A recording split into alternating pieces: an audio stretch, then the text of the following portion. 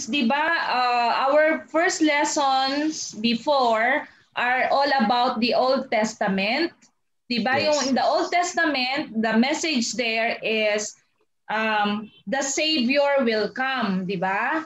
And in the New Testament, the message in the New Testament is the Savior has come and will come again. So in the Old Testament, we're done from creation up to the story of Joseph. And then we will stop there. Tapos na tayo doon. Stop muna tayo, but we will now tackle on the New Testament during the time of Jesus Christ. So Teacher Judel will give you the background in the time of Jesus Christ. So makinig kayo kasi lahat ng mga ituturo ni Kuya Judel will be useful or gagamitin natin dun sa mga next lessons natin about Jesus Christ. Okay, so makinig mabuti and let's have Kuya Judel or Teacher Judel. Okay, tulad ng sabi ko kanina, we will go back to the time of Jesus, okay, bago dumating yung Messiah, si Kristo. Okay? So from lesson 19 to 28, we will look on the book of Matthew, Mark, Luke, and John. Okay?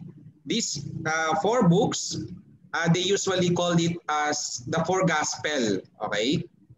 So yung Matthew, Mark, Luke, and John, they were called gospel. Okay, what does the gospel mean? Okay, so gospel is equal to good news. Okay, if ever, like for example, someone told you Eunice and Princess ay magkakaroon ng cellphone na iPhone Max or magkakaroon sila ng malaking teddy bear, di ba? Napakagandang good news yon, na it's a good news. So the same thing with the gospel. The gospel means good news. Okay, for the Old Testament, the big message there was the Savior will come. Okay, and the New Testament, which start with Matthew, with the 4 gospel, the big message of the New Testament is the Savior has come and will come again. Okay, so we will look on the next on this New Testament lesson. Okay, but before anything else, we will look on the background of the Roman Empire. Okay, do you know what is the empire mean? Empire is a kingdom. It's a huge kingdom. Malaking kingdom to. Empire. Okay? At tinatawag silang mga Roman Empire. Mga Romano na imperyo. Malaki sila, malalakas. Okay, as you can see, lahat ng mga nasa red na bahagi nito, sila ang may hawak. Okay? Okay, from Britain, France, Greece, Asia Minor, Syria, Egypt, and Spain, lahat yan hawak ng Roman Empire. Napakalaki. Parang sa Pilipinas, ang presidente natin ay si Rodrigo Roa Duterte. Okay, hawak niya ang buong Pilipinas. Later on, titignan natin kung sino ang may hawak ng Roman Empire. Okay? Okay, remember, yung pinakataas, Britain, France, sumunod ang Spain, sumunod ang Greece, sumunod ang Asia Minor, Syria, Egypt, and then some part Arabia and Africa. Okay. Now, because before Jesus arrived, may mga leaders bago sa dumating, maraming mga leaders na ang dumating. Okay? And now we will talk about our boss or mga leaders, because boss, sometimes they call it leaders kasi sila yung nagli-lead. Okay? So, in the family, sino sa tingin nyo ang boss sa family ninyo? Anyone? Dada. Yes, Carl? Tatay. Okay, nanay at tatay. Very good. Your parents, sila yung mga boss. Kasi pag sinabing, okay, Bella, patayin mo na yung tablet mo. Okay, papatay ni Bella. Okay, so,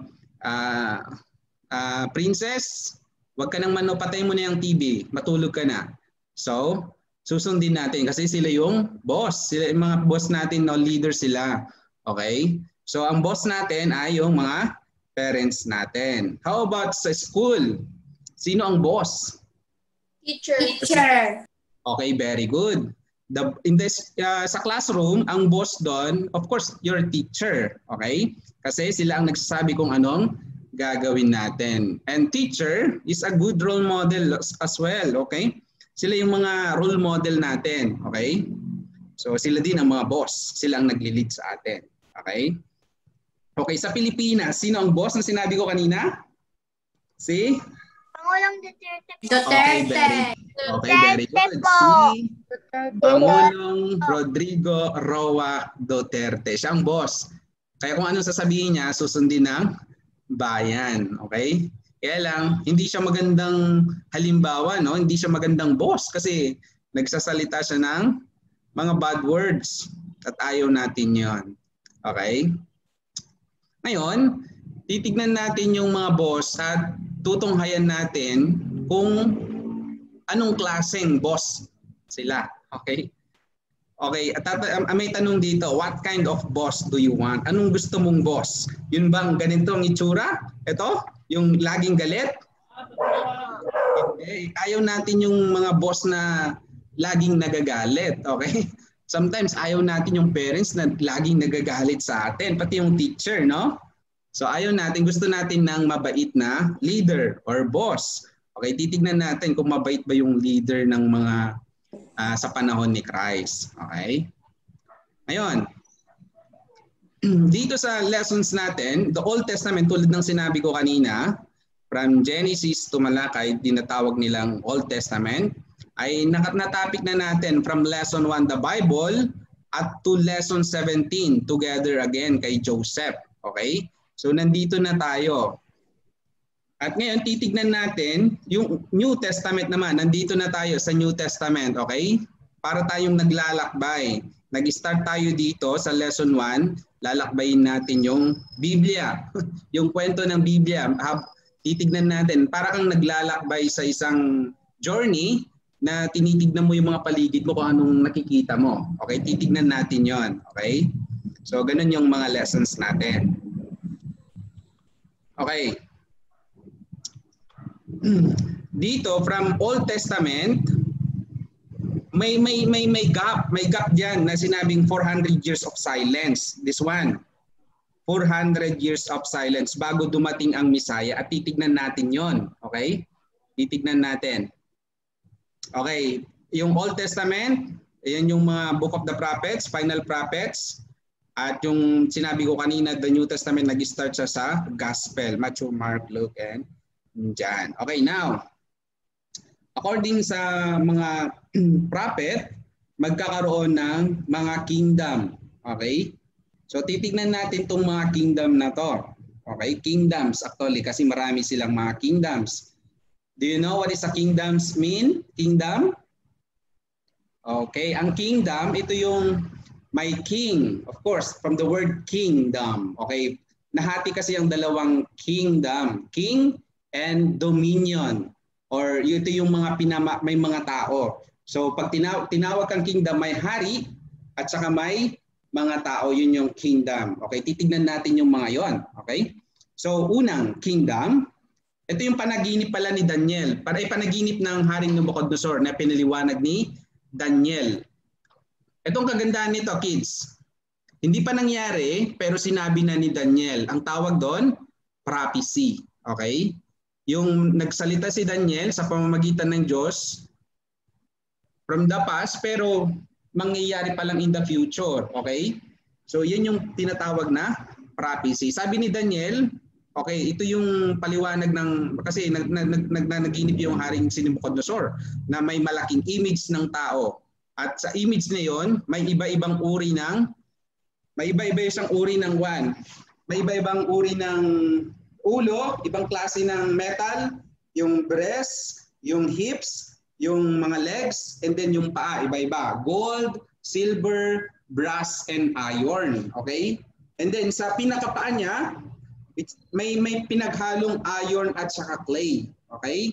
At sabi sa panaginip, may dumating daw na stone o bato, bumagsak sa paa, at yung bato sobrang lumaki. Okay? So titignan natin. Ang Babylon ay yun yung gold. O, tandaan nyo kasi may mga tanong mamaya. Titignan natin yan. Okay, yung gold represent ng Babylon. After Babylon, nawala ang Babylon, tinalo sila ng Medo-Persia kasi nung panahon, uso ang labanan. Okay, after ng Medo-Persian, dumating ang Greeks at represent sila ng brass. Okay? At dumating ang mga Romans. Ito yung iron. Ngayon, ang Romans, dun nag-start yung Romans ang mga leader nung dumating si Kristo. Okay? Tandaan nyo. Romans ang mga leader or boss nung dumating si Kristo. Okay? Current rulers, yung clay and iron sa panahon na natin ngayon. And then, finally, in the future, God's kingdom. Okay, yung prophecy ni Daniel, nangyari na to hanggang sa Romans. At nandito na tayo sa current rulers. Hinihintay natin tong God's kingdom. Okay, next. Now, titignan natin tulad ng sabi ko, titignan natin yung mga rulers doon sa panahon ni Christ. Do you know what is an emperor? Okay, ito yung ang tawag nila sa namumuno, sa ating yung presidente. Sa kanila, emperor. Ito yung pinaka-king nila, pinakamataas na ranggo sa Roman Empire. Okay? Rulers of the Roman Empire. Okay, sa panahon ni Kristo, tinatawag siyang, yung apelyido nila na Caesar. Ang pangalan niya, Julius. Julius Caesar. Tama ba ako? Pero Caesar, ang pangalan ng emperor. Okay? At ang pinakamataas emperor, then mas may sumunod na mataas, governor ang tawag nila doon. So ang governor naman, sila yung mga nagmamanage sa mga provinces.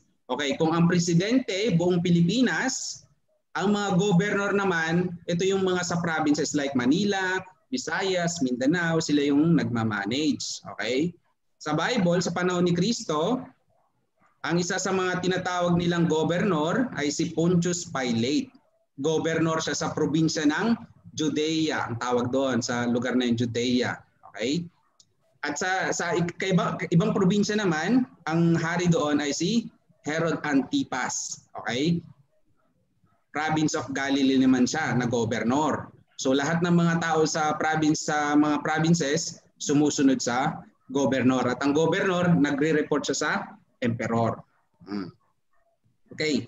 Centurion naman, mas mababa sa mga governor, may mga army sila, may mga army, soldiers. Okay. Yung mga nagli-lead sa army, sila yung mga tinatawag na centurions. Okay? Ang hawak ng centurions ay hundreds ng mga tao. Okay? 80 soldiers, sabi niya doon sa kwan natin, sa workbook natin, 80 na soldiers at yung mga iba tagaluto, 20 soldiers, 20 na iba pa. So, from the word centurion, century means 100. So, 100 ang hawak ng centurion. Okay. Ito yung mga hawak niya, mga army. Okay.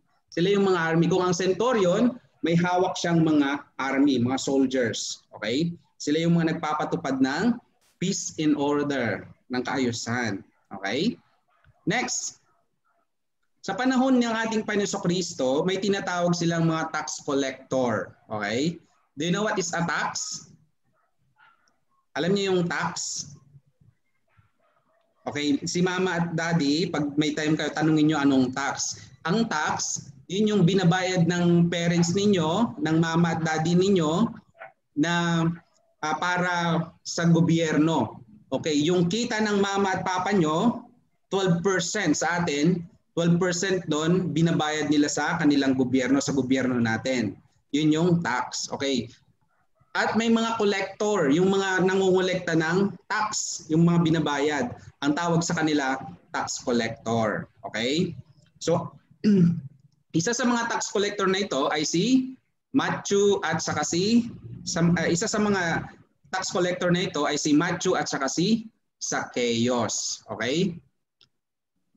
Pinaka-hate ng mga Hudyo or Jews the tax collector were hated by the Jews. It is because they collected much. Okay? Imbis na ito si Princess, ang tax lang niya ay 10 pesos, pero ang gagawin ng tax collector gagawin niyang 20 kasi yung 10 para sa kanya.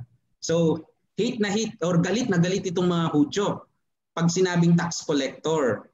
Okay? Tandaan. Isa sa mga tax collector ay si Matthew at Zacchaeus. At ang tax collector pwedeng Roman kasi sa panahon ni Kristo may dalawang grupo ng tao. May Roman groups and saka may Hudyo or Jews. Okay? Ang tax collector pwede kang Roman, pwede kang Jews. Okay? Si Matthew at sa Zacchaeus, isa sila sa mga tax collector kasi mayaman sila.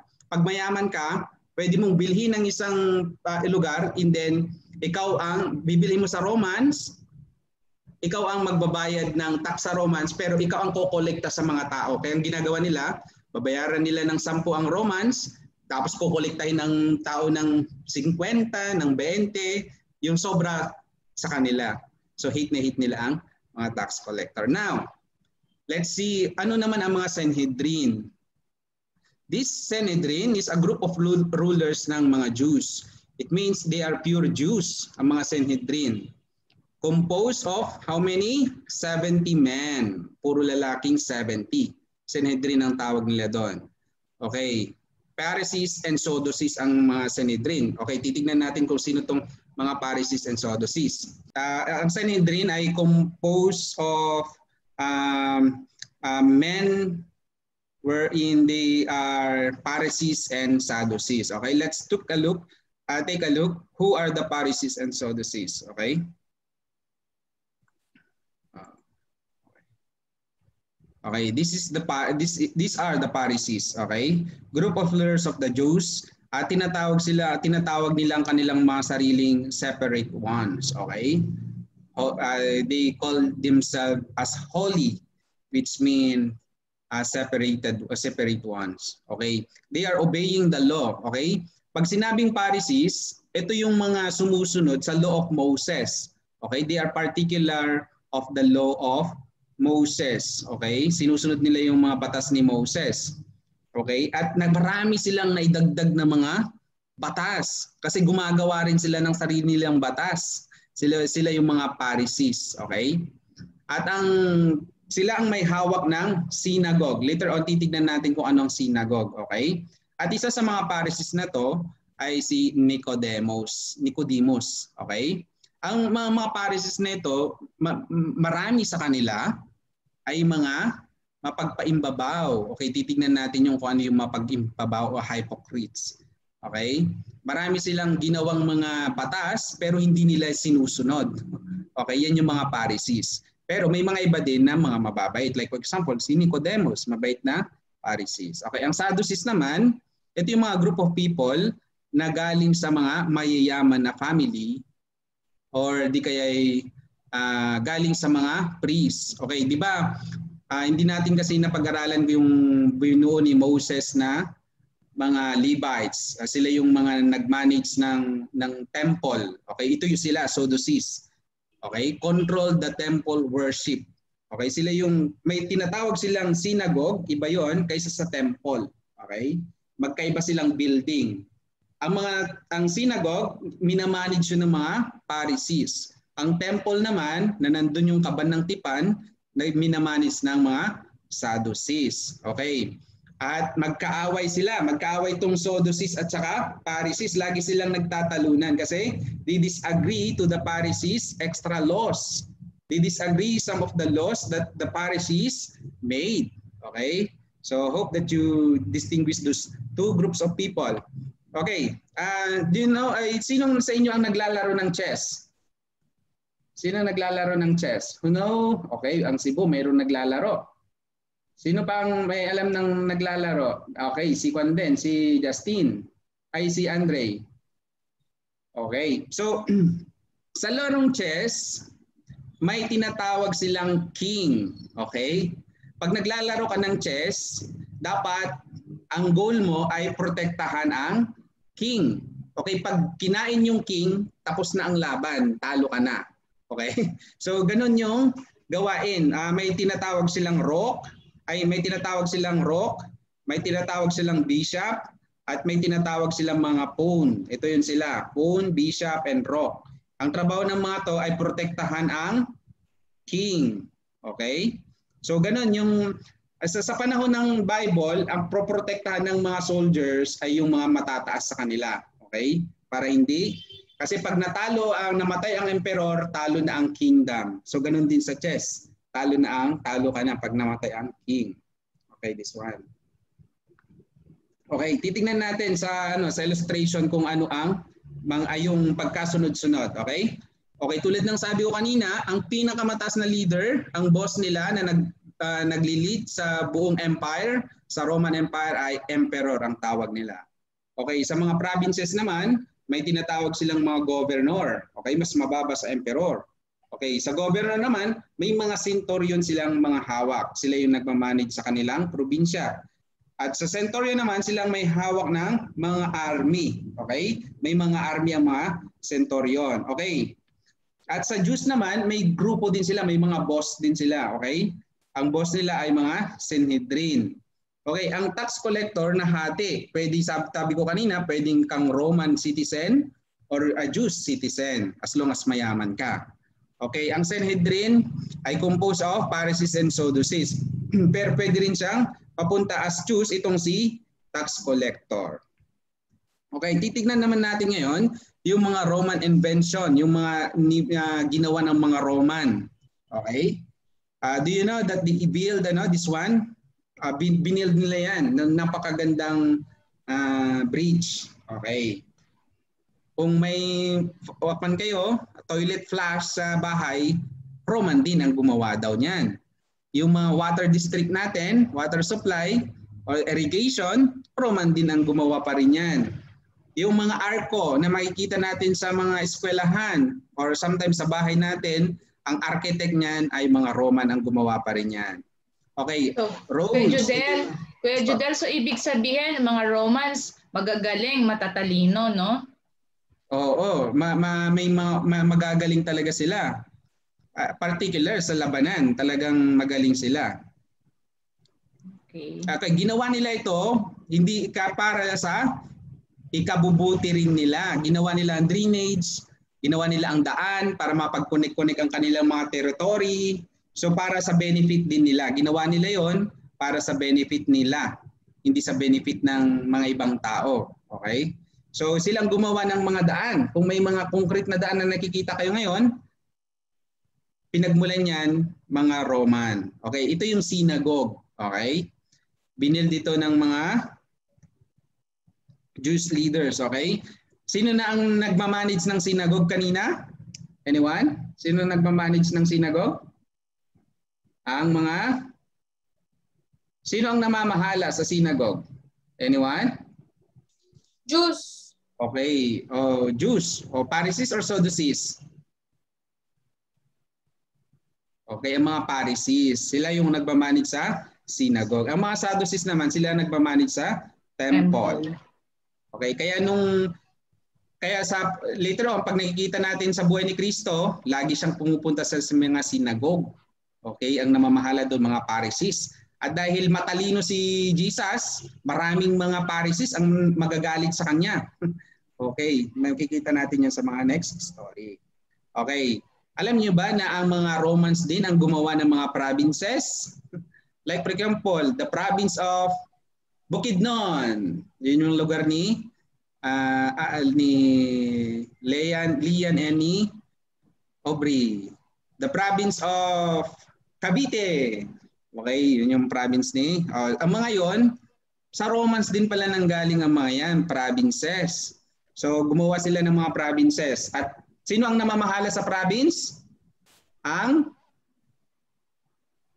Governor. Very good. Ang governor ang nagmamanage sa mga provinces. Pero ang nagmamanage sa buong province, sa lahat ng mga provinces sa buong empire ang emperor. Okay. Do you know na mayroon din silang entertainment? Kung wala silang television noon, wala silang mga computer, may mga entertainment pa rin sila. Kaya lang, ang mga Romans, masasama sila sa pagdating sa entertainment. Kasi gustong-gusto nila ng patayan, gladiator. Ito yung mga gustong-gusto ng hari, ng mga tao na nakakita ng naglalaban na tao at nagpapatayan. Kung sino ang hindi mamatay, siya ang i-declare na panalo. Gusto niyo ba yon? Yung nakikita ngayong may nagpapatayan na tao? Do you want that one? The people in the Roman ayaw natin yon. Okay, what else? Do you know that they put a person inside cage, or what do you call this one? Arena, and then they open a gate which composed of many lions, and then the lions will eat that person. Okay? So gustong-gustong nakikita ng mga Romans at hindi yun maganda. Brutal. Brutal sila. Yun yung mga entertainment nila. Kung tayo, TV ngayon, yan ang mga entertainment nila na yun. Yung labanan ng mga tao, patayan. Hindi yun maganda. Okay? Okay. Now, let's see those, tulad ng sabi ko kanina, hypocrites or may pag-imbabaw sa Tagalog. Sino ang may alagang snake dito? Snakes. Wala? Hopefully, walang. Sino may alaga ng snakes? Okay, pag ang snake, may snake na sobrang gita, sometimes ang snake daw ay mga pretender. Okay? Wag kayong maglalaro sa mga snakes na hindi nyo alaga kasi nangangagat sila. Okay? At hindi lamang sila kakagat ng kagat, may mga poisonous na mga snakes. Okay. Wag kayong maglalaro. Okay?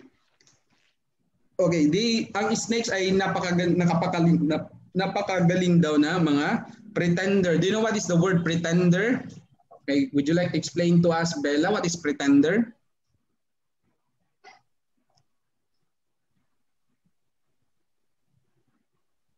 Pretender. Okay, who among you here can explain to me what is a pretender? Ah? Okay, pretender means do you know what is a clown? Pag may birthday party, okay, pag may birthday party may clown. O di kaya si Jollibee. Okay, si Jollibee, may tao doon sa loob ng Jollibee. At hindi talaga yung mukha niya ay isang bubuyog, kundi tao ang nandun sa loob. Yun yung pretender. Nagpre-pretend lang siya na bee or bubuyog. Pero sa loob nun, tao.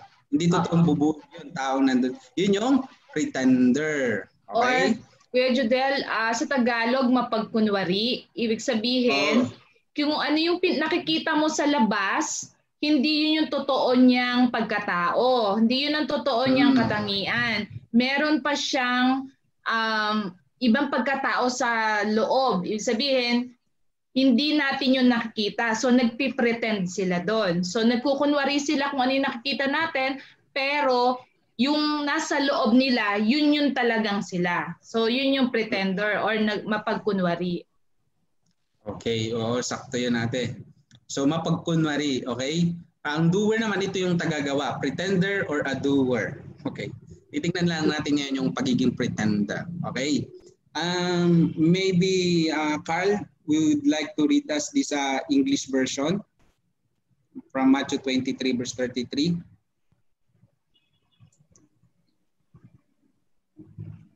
Carl? Ano po itong first word? Who? Who unto you? Woe unto you, scribes and Pharisees, hypocrites, for ye pay the tithe of mint and anise and cumin, and have omitted the weightier matters of the law, judgment, mercy, and faith. This ought ye to have done, and not to leave the other undone. Okay, thank you, Carl. May I ask Lian to read also the Tagalog one? Sige.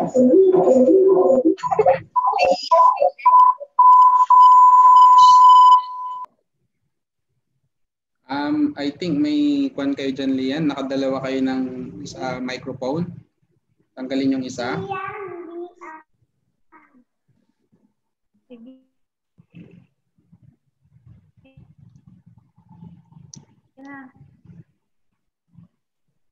Narinig Kuya?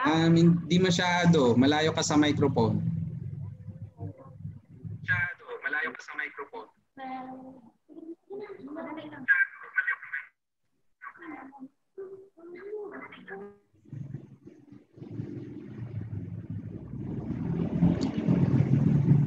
Okay, okay, i-choose na lang ako ng iba. Okay? O, ako na lang magbasa para mabilis. Kasi wala na, para hindi tayo maba. Okay, sabi niya dito, sa aba ninyo mga eskriba at mga pariseo, mga mapagpaimbabaw, sapagkat nagbibigay kayo ng ikapo ng yerba buena at ng anis at ng kumino at inyong pinababayaang di ginagawa ang lalong mahalagang bagay ng kautusan, na dilit iba't ang katarungan at ang pagkahabag at ang pagpananampalataya, dapat sana ninyong gawin ang mga ito at huwag pabayang di gawin niya ang iba. So, the question is, who are the hypocrites or mapagpaimbabaw? Sino? Skriba at pariseo. Ang mga skriba at pariseo. Mapagpaimbabaw sila. Kasi tulad ng sabi ko kanina, they made lots of laws but they don't do it. Okay? Hindi nila ginagawa. So, ang tawag doon, hypocrites. Okay? Like this one, I will give you an illustration. Okay. Okay. You attend a Bible study, Sunday school, like for example, just like we are doing right now. And then after the Sunday school, this is what you did to your siblings. Ang tawag doon, pretender. Okay? You studied the Word of God, but you hated so much your sibling or your brother or sister. Okay, don't do it. Okay, ang tawag doon, hypocrites or pretender. Okay, how about this one? May I ask Bella Facun to read us this word, who is wise, until yes, that verse and chapter. Let them show it by their good life, by deeds done in the humanity that comes from wisdom. Okay.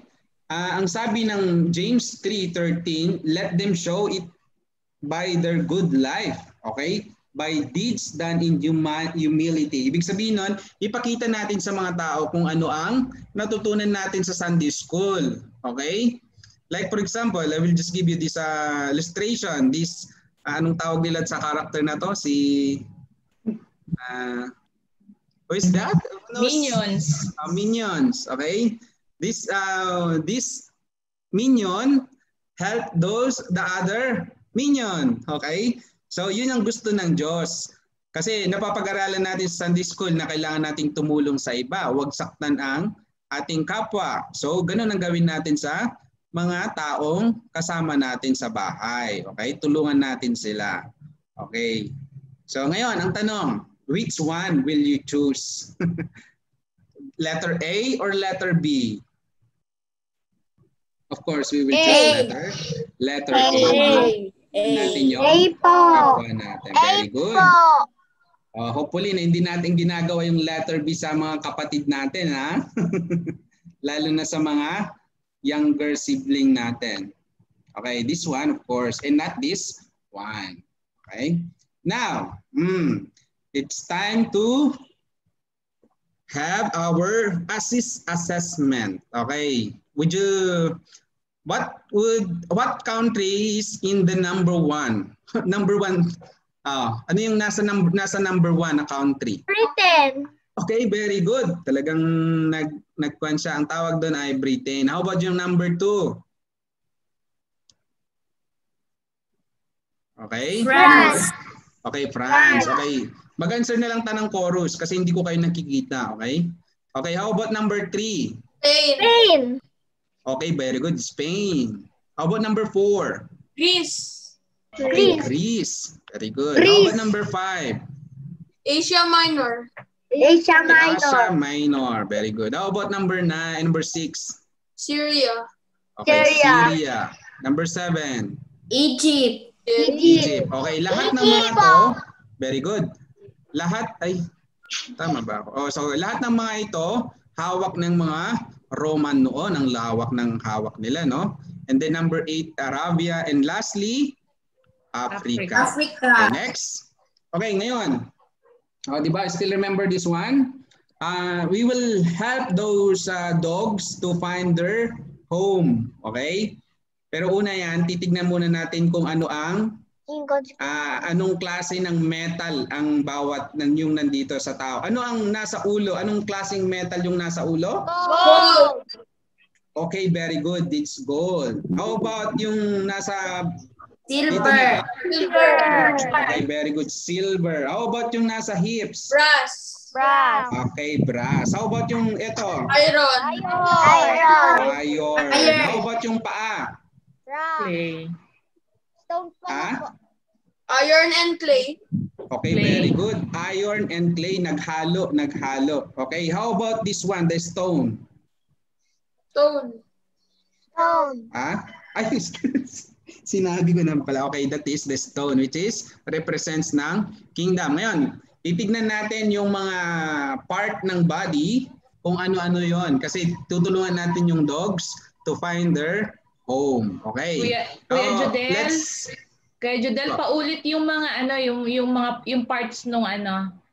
Yan, ulit. Okay, ulitin natin. Okay, yan, gold. Paki-ano nila yan. Gold Yan. and silver. Next, ano yan? Brass. Brass. Next, Iron. iron. How about the feet? Feet? Iron and clay. Okay, very good. Iron and clay. How about this one? Stone. Stone. Yan yung kingdom. Okay. Ngayon, hanapin na natin yung dogs. Okay.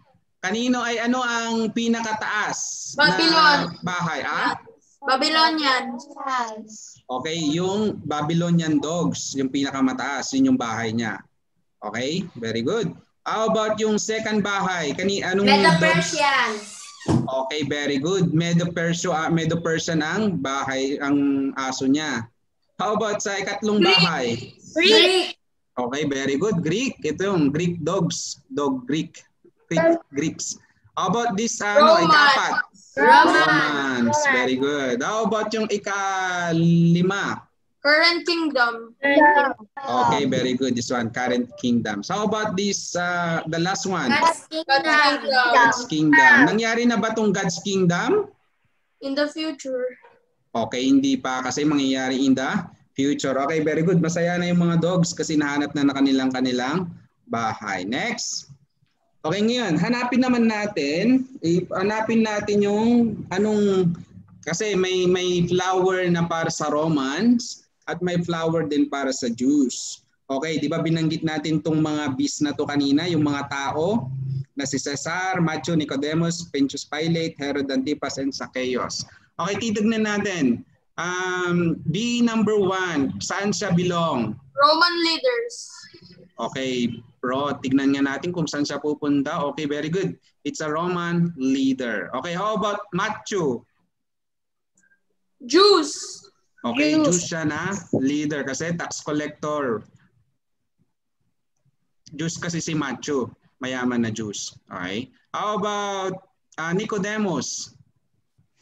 Roman leaders. Pharisees. Tignan nga natin kung saan siya leader, kung Jews ba or... Pharisees. Okay, doon siya sa Jews, si Nicodemus kasi isa siyang Pharisees. Okay, very good. How about Zacchaeus? Jews. Okay, very good. Jews siya. Okay, pumunta siya sa Jews na flower. Okay, how about Pontius Pilate? Romans. Leaders. Okay. Okay, siya isang governor, si Pontius Pilate. How about Herod? Romans. Okay, Romans si Herod Antipas. So ito yung mga leaders na nabanggit natin kanina. Sa Roman leader, si Caesar Emperor, si Pontius Governor, si Herod Governor. Si Matthew, sa Jews naman siya, tax collector, si Nicodemus, Pharisees at saka si Zacchaeus, tax collector. Okay, next.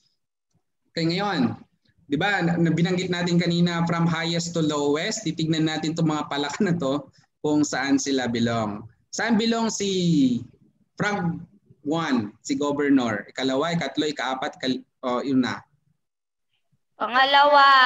Okay, very good. Sa pangalawang, leaves. Okay? Okay, dun siya na belong. How about yung frog number 2? Pang-isa. Pang-apat. Pang-last. Pang-apat. Okay, very good. Pang-last, pang-apat kasi yung siyang. How about si frog 3? Pang-isa. Okay, siya yung leader. Very good, siya yung leader.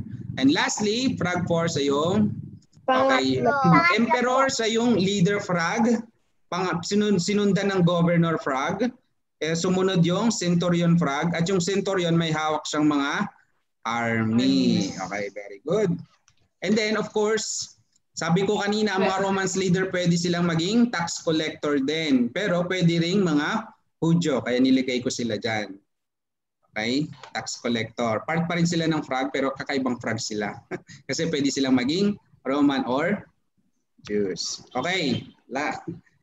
Huwag natin kakalimutan ang ating memory verse. Okay. Matatagpuan sa Matthew 7 verse 12. Okay. Sa page 125. And of course, yung assignment natin